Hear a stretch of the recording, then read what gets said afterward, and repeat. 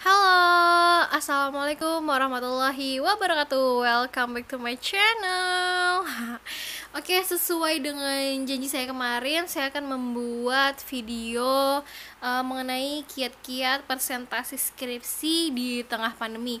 Jadi nanti di video ini juga akan saya share contoh saya presentasi ketika saya sidang skripsi. Nah, tapi sebelumnya kita bahas tuntas dulu, kita kupas tuntas dulu mengenai kiat-kiat presentasi skripsi di tengah pandemi. Sekali lagi, ini peringatan ya guys. Saya men-share ini bukan karena saya pintar atau karena saya bisa, tapi saya hanya ingin berbagi, menarik kesimpulan dari berbagai macam kesalahan yang saya perbuat agar jangan sampai terulang lagi oleh teman-teman semuanya. Oke, langsung saja kita ke materi. Oke, kiat-kiat presentasi skripsi di tengah pandemi. Menurut saya yang pertama yaitu siapkan diri. Oke, hal yang paling utama ya adalah siapkan diri kalian dulu. Mulai itu dari pakaian semuanya ya, yang waktu itu sudah dibahas, kita bahas di video sebelumnya. Mulai dari pakaian, tempat, pokoknya mantapkan diri. Kalau misalnya kalian itu mau melakukan presentasi skripsi, kalau misalnya sudah siap semua, kalian sudah duduk di depan kamera, terus sudah masuk ke dalam link Zoom juga, kalian bismillah berdoa, dan selanjutnya yang harus kalian siapkan yaitu hempas grogi. Nah, ini dia yang sering banget bikin kayak presentasi kita tuh kacau banget gitu ya. Pas latihan tuh lancar, flat, pokoknya ya lancar banget lah gitu, oke. Nggak ada masalah apa-apa gitu. Terus pas presentasi asli ketika sidang kok malah kayak berantakan. Karena apa? Karena grogi. Nah, jadi ini juga harus kita hempaskan ini agar tidak grogi ketika presentasi skripsi. Gimana sih cara menghempas grogi? Ada berbagai macam teknik dan cara untuk menghempas grogi, itu semua masing-masing tergantung dari pribadi masing-masing ya. Kalau saya pribadi, ini saya sedikit sharing. Kalau saya pribadi itu yang pertama saya melakukan pemahaman materi. Jadi saya sebelum presentasi harus paham dulu. Ketika saya paham maka saya akan pede gitu kan. Saya pede untuk mempresentasikan materi itu. Yang kemudian yang saya lakukan adalah berdoa. Berdoa sesuai keyakinan masing-masing biar semuanya lancar. Kemudian yang ketiga, saya biasanya itu mengabaikan segala hal atau mengosongkan pikiran saya dulu. Entah itu masalah hutang, masalah keluarga, masalah pacar, masalah kosan, masalah apapun itu saya abaikan dulu semuanya. Saya diem, terus saya tarik nafas. Dalam hitungan kelima, 1, 2, 3, 4, 5. Oke, pikiran saya kosong dan saya benar-benar fokus ke presentasi ini. Kemudian ketika ketua sidang telah membuka acara dan akan mempersilahkan saya untuk presentasi, biasanya saya membaca, kalau umat Islam itu kayak ada bismillah gitu ya, bismillahirrahmanirrahim, terus saya Allahu Akbar, Allahu Akbar, Allahu Akbar, saya sambil saya pijakan kaki saya 3 kali, kaki kanan. Jadi kayak misalnya di kaki nih, bismillahirrahmanirrahim, Allahu Akbar, Allahu Akbar, Allahu Akbar. Jadi kayak bener-bener yakin gitu di dalam diri. Itu sih kalau yang saya pakai untuk menghempas grogi. Tapi mungkin teman-teman ada cara lain yang bisa digunakan, itu juga boleh ya. Pokoknya sesuai dengan keyakinan kalian masing-masing gimana caranya. Yang paling utama kalian harus hempas grogi. Nah, nanti juga itu kalau di Zoom biasanya ada peserta. Peserta itu udahlah kalian abaikan siapapun pesertanya. Kalian fokus dulu ke diri dan juga para dosen yang hadir. Karena bener, ketika kita lagi presentasi di Zoom itu kan kita jadi host ya. Terus kita kayak ada yang mau masuk nih, kita yang nge-ACC dia masuk atau enggak, kita pencet boleh masuk. Awalnya saya pribadi tuh kayak ngebaca siapa nih yang mau masuk, jadi kayak ngeganggu pikiran saya. Tapi udah di tengah-tengah presentasi, aduh ini jadi kacau nih gara-gara gue merhatiin siapa yang mau masuk. Akhirnya ketika ada yang mau masuk, saya cuman mencet ACC, nggak saya baca siapa namanya, pokoknya saya ACC aja, dia suruh masuk nggak apa-apa. Nah itu beneran, ketika kita jadi host itu kan banyak yang mau masuk, udah pencet aja, gak usah diliatin namanya siapa gitu, kita jojong aja terus presentasi. Terus hal ketiga yang harus kita persiapkan yaitu penyampaian. Jadi karena sebelumnya kan kita sudah latihan ya bagaimana caranya, bagaimana intonasinya. Kalian minta teman kalian dengerin, kalau terlalu cepat ya bisa intonasinya kalian turunin. Biasanya sih kalau di waktu saya itu dosen itu kayak protes sih dia kalau suara saya terlalu kecil, mereka bilang maaf Firda suaranya terlalu kecil, kalian agak gedein lagi dikit gitu penyampaian. Terus usahakan jangan membaca, maksudnya ketika presentasi itu kan udah ada poin-poin tuh, kalian jelaskan aja poin-poinnya, jangan kalau misalnya kayak ada banyak banget tuh kalian baca semua, jadi kayak ketara banget kalian ngebaca dan nggak paham materi. Boleh sih baca sedikit-sedikit, jadi kalau misalnya nih di PPT kalian nih ada selembar, dia ada 5 baris, mungkin kalian tarik kesimpulannya aja atau kalian baca 2 baris yang poin pentingnya aja itu ya, jangan baca. Terus kemudian pakai tata bahasa yang sopan, jangan kayak ya jangan gua elu gitu, jangan lah, pokoknya tata bahasa itu dipantaskan karena ini bener-bener acara formal. Kemudian yang keempat yaitu jaga sikap atau kontrol emosi. Nah, jaga sikap ini penting banget. Jadi ketika presentasi itu kita kadang terbawa banyak suasana, di antaranya nih kayak kasus misalkan dosen itu ada yang lagi bercandaan loh satu sama lain, terus kita jadi ikut bercanda juga, jadi ikut ketawa-ketawa, ternyata dosen yang satu ini gak suka loh sama mahasiswa yang ketawa-ketawa. Jadi kalau misalnya nanti ketika presentasi nih ada dosen yang bercandaan, terus kalian jangan terlalu terbawa suasana malah ikut bercandaan juga, kalian tetap harus fokus, ingat bahwa ini adalah cara formal, jadi kalian cukup kayak sekedarnya aja, entah itu memberi respon yang ya sekedarnya aja lah, entah itu senyum atau ya jangan sampai hahaha gitu, iya pak, wah iya pak bener banget, yang gak usah kayak itu, pokoknya gak usah berlebihan, jangan terbawa sama suasana. Terus jaga sikap, nah ini penting ya, ketika dosen lagi ngomong dia biasanya kan menyampaikan gini gini gini bla segala macam, jangan dipatah atau jangan memangkas omongan. Dosen lagi ngomong kita langsung ngomong juga nggak usah, jangan ya, karena itu kayak terkesan kayak nggak sopan banget gitu.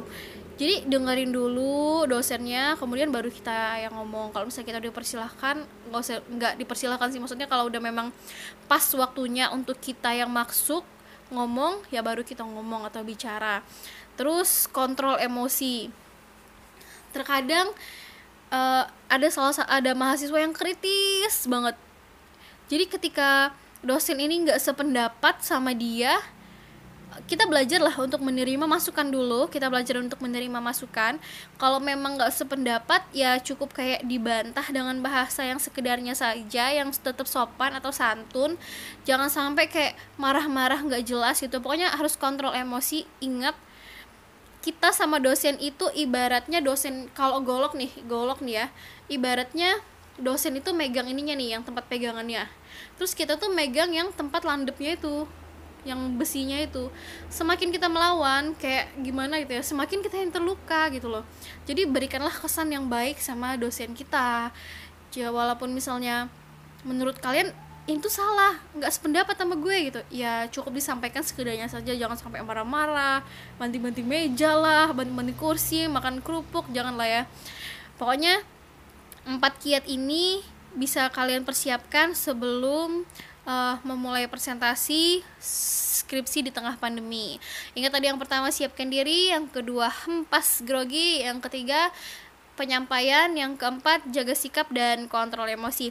Langsung saja, ini saya akan memberikan contoh waktu saya presentasi skripsi. Cuman ada berbagai macam perbedaan. Kalau di tempat saya kan mukadimah itu yang panjang itu sudah disampaikan oleh ketua sidang. Jadi ketika nanti saya dipersilahkan untuk bicara, saya hanya mukadimahnya sedikit saja karena untuk mempersingkat waktu juga, takutnya nggak cukup. Next, kemudian ini cukup diambil bagaimana atau menjadi referensinya itu bagaimana cara penyampaiannya aja, jangan diambil isinya ya, karena isi presentasi saya itu masih kacau balau banget, belum saya revisi. Pokoknya ini diambil cara presentasinya aja, jangan diambil isinya, karena isi skripsi saya dan isi PPT-nya itu masih berantakan banget, jangan dicontoh lah pokoknya.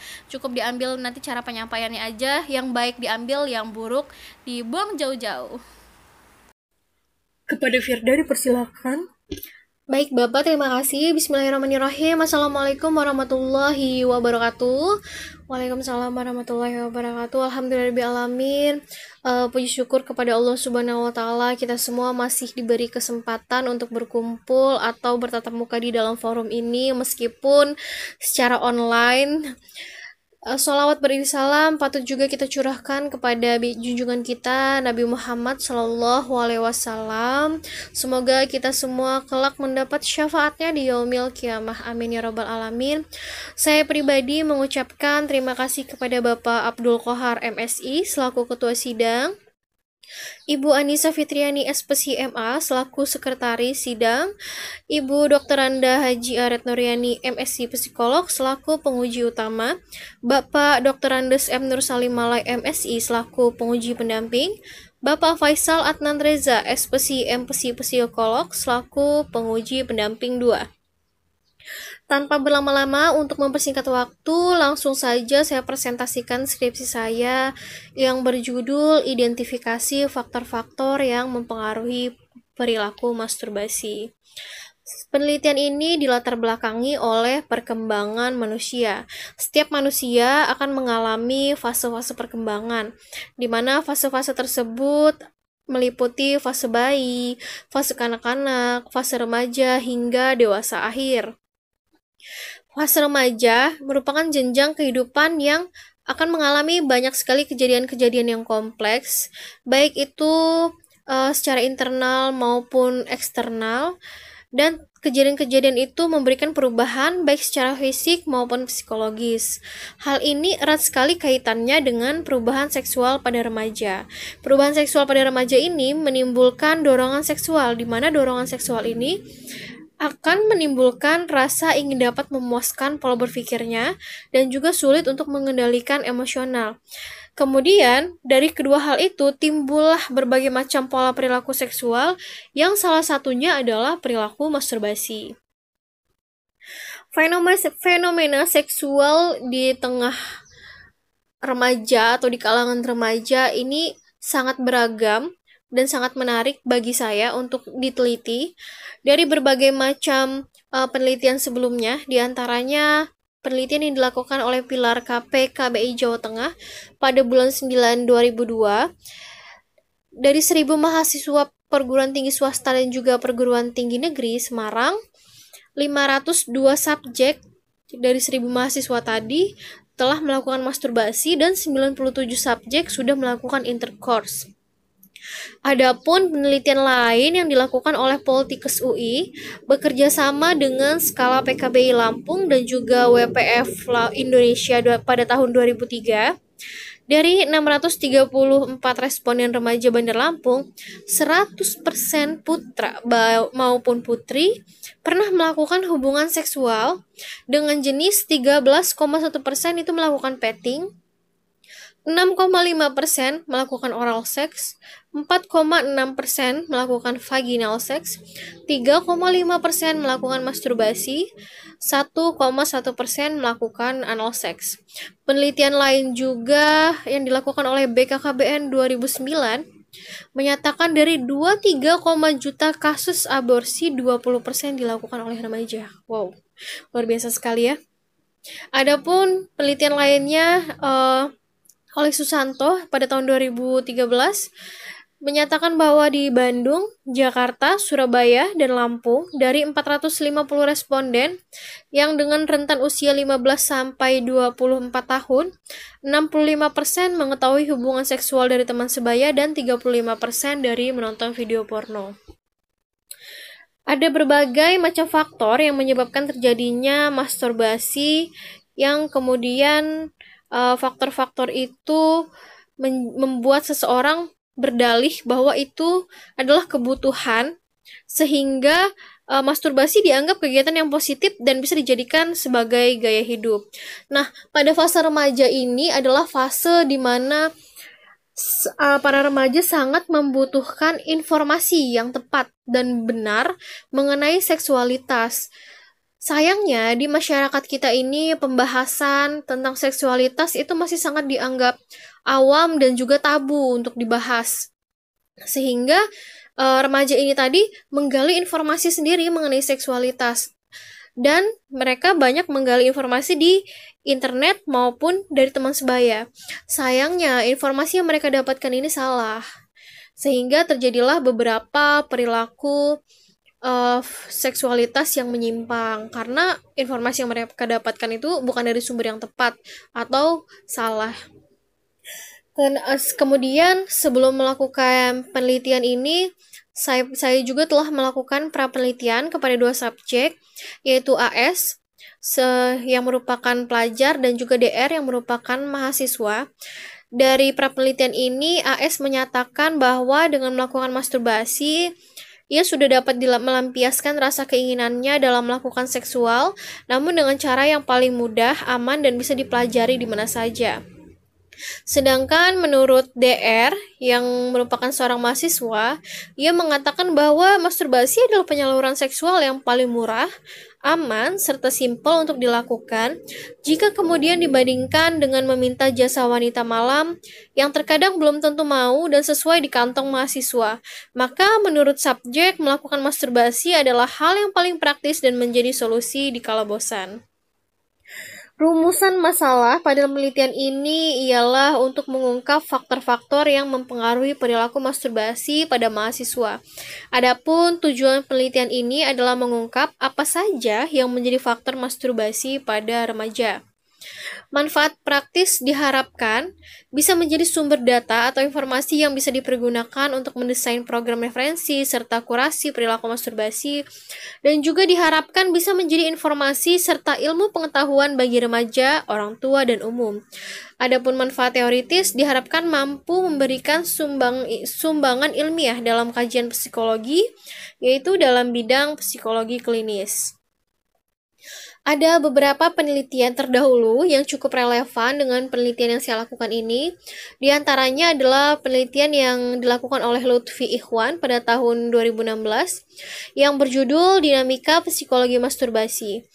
Perbedaannya, pada penelitian itu menggunakan metode penelitian kualitatif dengan pendekatan fenomenologi, sedangkan pada penelitian yang saya lakukan menggunakan metode penelitian kuantitatif deskriptif dengan skala dan angket.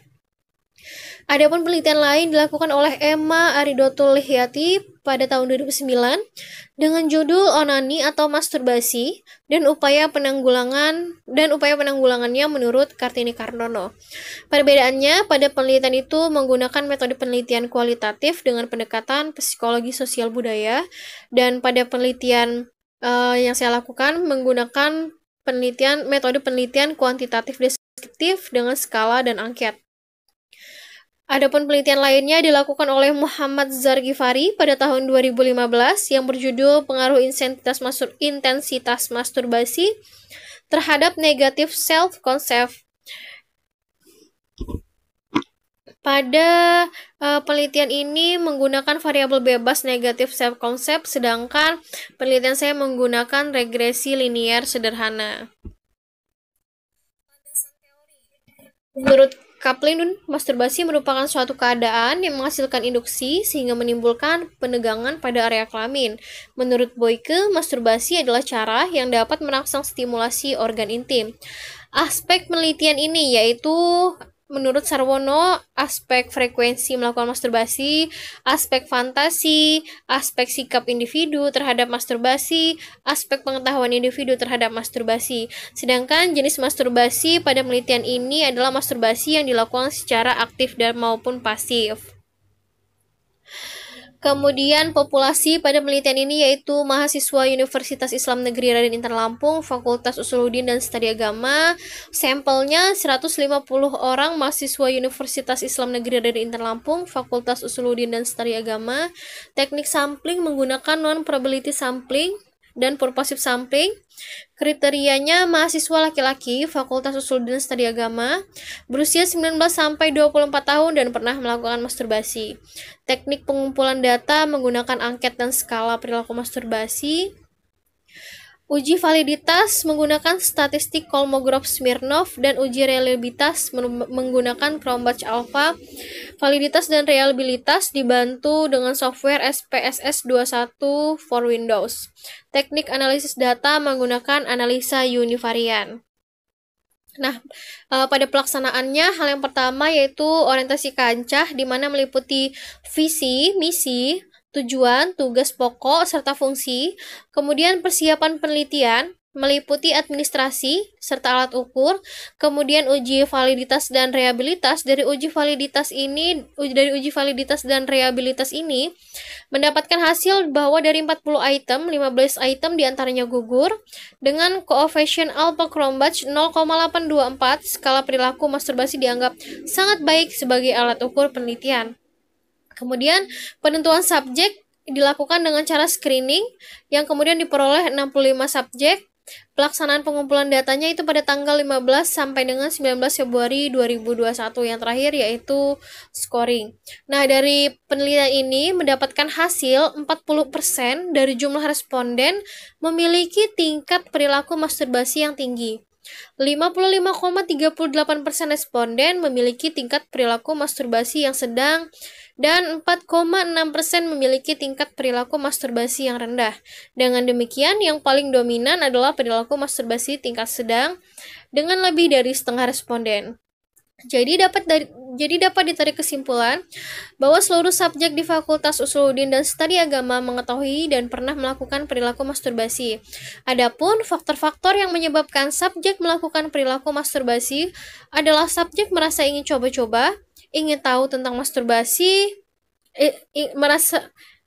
melakukan perilaku masturbasi adalah subjek merasa ingin coba-coba dan ingin tahu tentang masturbasi sejumlah 30,76%, eksplorasi 35,38%, meningkatkan seksualitas 27,6%, adanya penyebaran informasi dan rangsangan dari media sosial sejumlah 22,69%. Responden melakukan kegiatan masturbasi sebanyak 3 kali dalam seminggu berjumlah 23,07%.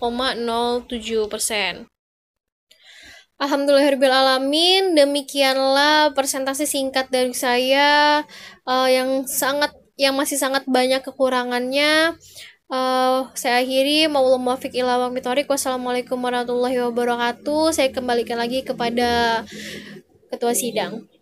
Oke guys, jadi itu tadi contoh presentasi skripsi yang real, maksudnya ya benar gitu, yang benar-benar pada kenyataannya ketika presentasi kita tuh nggak lancar-lancar aja, nggak flat-flat aja, kadang kita lupa, kadang kita salah omong. Nah, jadi kalau misalnya kita salah omong, kayak misalnya kita pengen ngomong apa tapi malah ngomong apa, udah nggak usah dipikirin, lanjut aja gitu lah. Kalau misalnya masih bisa diperbaiki ya perbaiki, tapi kalau misalnya kayak malah dengan memperbaiki itu malah bikin kita bengong dan kepikiran, udah lewatin aja, lanjut, yang penting presentasinya selesai gitu aja. Nah, itu tadi sedikit contoh presentasi. Kalau misalnya ada baiknya boleh teman-teman ambil, dan yang jelek-jeleknya dibuang jauh-jauh. Sekali lagi saya ingatkan, lihat cara presentasinya aja dan lihat gimana cara mengatasi kegugupan ketika salah omong dan lain-lain. Jangan dilihat isinya karena isinya masih berantakan banget. Semoga video ini bermanfaat bagi teman-teman semua. And jangan lupa di subscribe agar gak ketinggalan video-video selanjutnya. Dan juga buat teman-teman bisa request di IG @firdadeska untuk buat video apa lagi sih selanjutnya. Semoga bermanfaat ya. Saya akhiri, wassalamualaikum warahmatullahi wabarakatuh. See you next video.